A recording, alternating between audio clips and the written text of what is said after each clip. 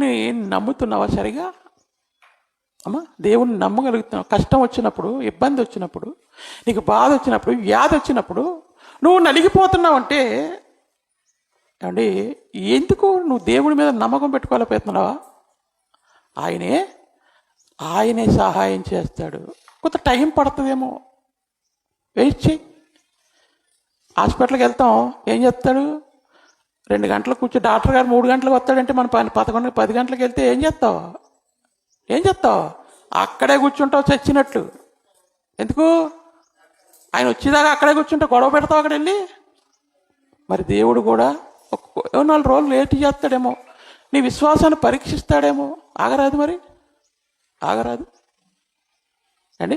అలాగే నీకు సహాయం అయితే చేయకుండా మాత్రం దేవుడు విడిచిపెట్టడు. నువ్వు నమ్మితే సుమా, నువ్వు నమ్మి చూడు ఏమండి, ఆయన నీకు సహాయం